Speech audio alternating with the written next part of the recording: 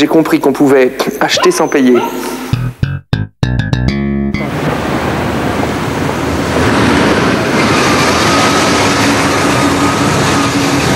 Bonjour, à qui appartient cette voiture? Pascal Jandet.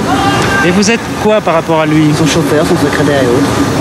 Comment ça se fait qu'un homme qu'on dit ruiné possède encore une Rolls? Demandez-lui.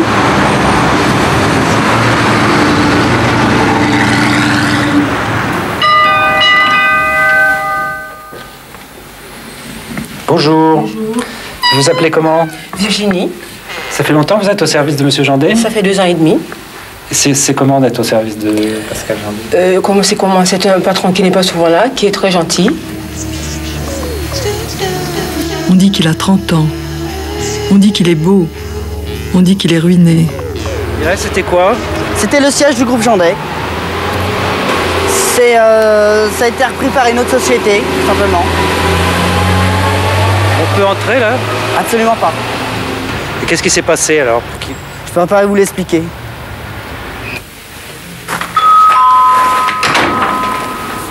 Jean-Michel, ça va? Bonjour Alain, ça va? Parce que Jandet est arrivé. Non, mais il a déjà téléphoné. Je pense qu'il va rappeler. Bonjour Adriana. Oui. Bonjour Maude. Ça va? Qui ça? Très bien. Un spécial Maude? Ah d'accord, oui. Attends un instant, oui. Alain, tiens, tu prends le dossier. Merci. Oui, bonjour. On dit qu'il a eu un grave accident de voiture. On dit qu'il a failli en mourir. On le cherche à Paris. On dit qu'il est ailleurs. Alors ce bureau? C'est le bureau de Pascal Jandet. C'est le bureau du chef alors? Absolument. Il vient souvent dans ce bureau? Oui, c'est fréquemment. Et alors, comment vont les affaires en ce moment là? On vit, ça va. On vit ou on survit? On survit surtout pour l'instant. Les affaires vont très bien. Les affaires vont très bien. De toute façon, c'est à Monsieur Jandet qu'il faut demander cela. Moi, je ne suis que sa secrétaire. Vous n'avez pas le droit de parler alors? Je sais pas que je n'ai pas le droit de parler, mais c'est pas à moi à parler, c'est tout. Oui, il a eu des problèmes, oui, mais enfin bon. L'important, c'est qu'il s'en sorte. Et il s'en sortira. De coups de téléphone en rendez-vous manqué, Pascal Jandet ne nous a laissé que son image. Ultime message. Je vous attends demain à Ibiza. Départ au petit jour avec une caméra d'amateur.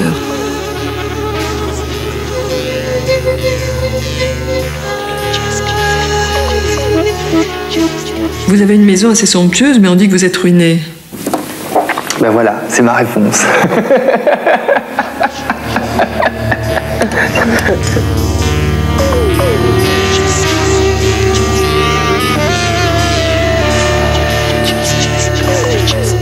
L'endroit où vous habitiez quand vous êtes né ne ressemble pas à celui-ci. Non. Non, pas du tout. Le contraste est assez saisissant.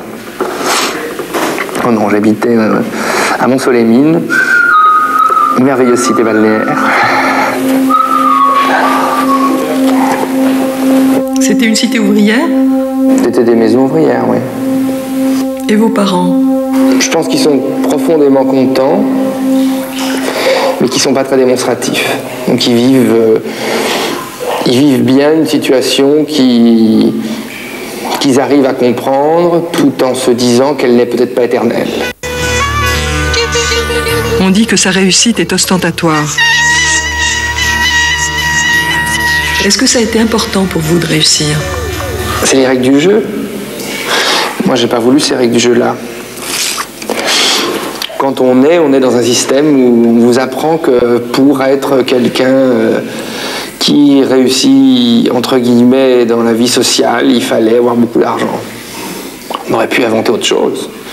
Il se trouve que le nôtre, il est complètement capitaliste, et capital, ça veut dire capitalisme, ça veut dire accumulation de biens et d'argent.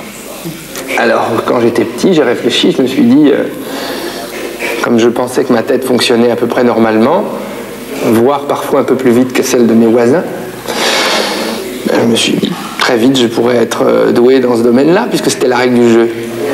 Mais sans jamais me faire prendre à ce jeu, puisque ce n'est qu'un jeu, que je trouve d'ailleurs parfois un peu sadique.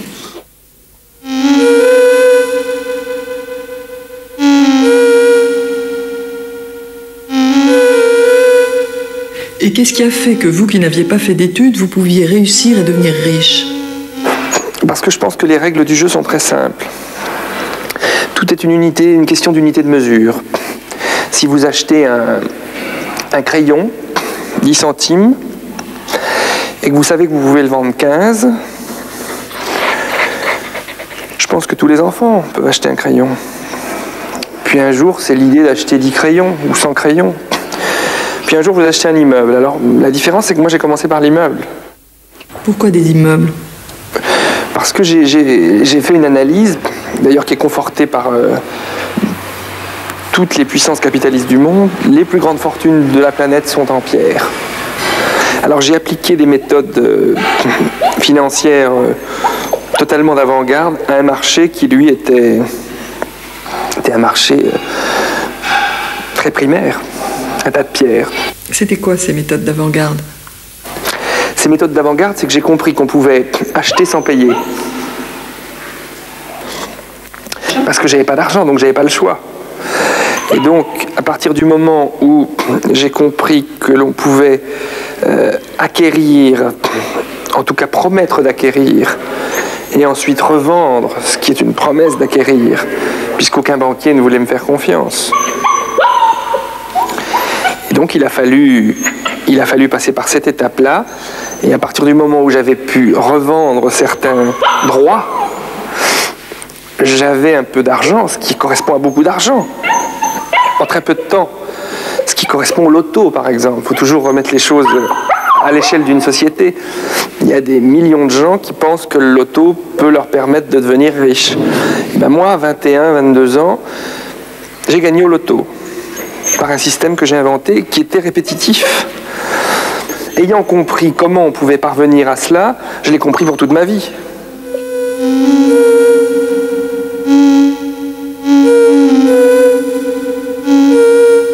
Qu'est-ce que c'est que quelqu'un de riche? Dans le monde d'aujourd'hui, c'est quelqu'un qui a beaucoup de dettes. C'est pour ça que ça me fait beaucoup rire, comme on s'est acharné sur Robert Maxwell. Parce que l'intégralité des grands hommes d'affaires aujourd'hui sont énormément endettés.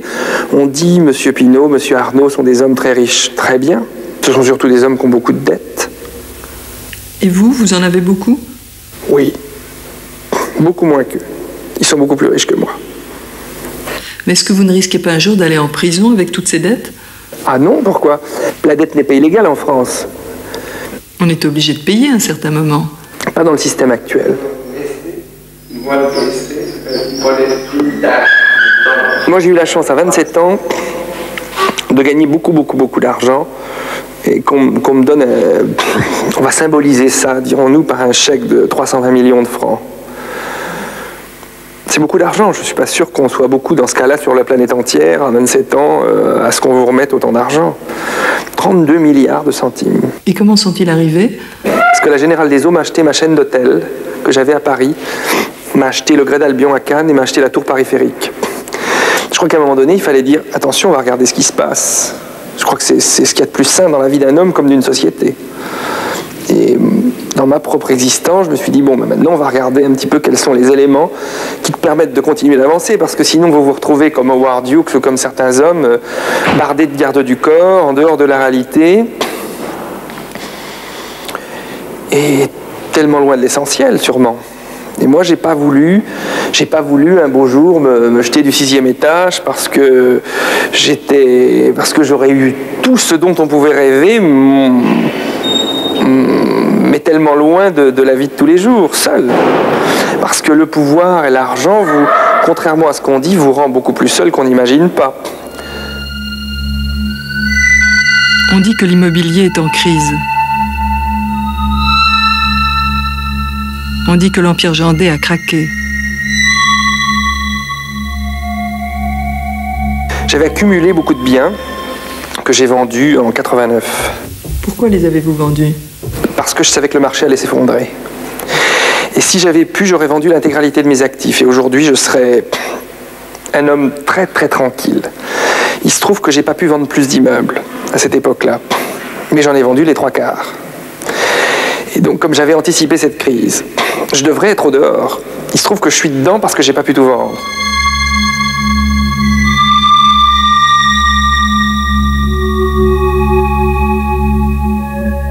a écrit dans les journaux, Monsieur Jandet a 800 millions de dettes. D'abord, premièrement, j'ai jamais eu cette somme-là de dettes. Mais ça ne veut rien dire. Vous aviez combien de dettes? Moi, à peine 600 millions, qui vont être amenés à 400 dans les 2 mois qui viennent.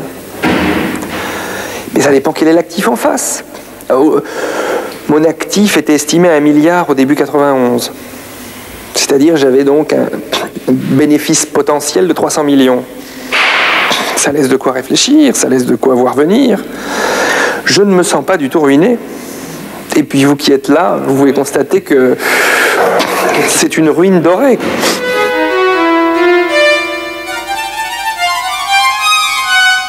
Fondamentalement, je ne suis pas marxiste, même si je considère que c'est la critique la plus brillante qui ait été faite du capitalisme. La plus brillante. Et qu'il est loin d'être impossible que le marxisme ait un avenir.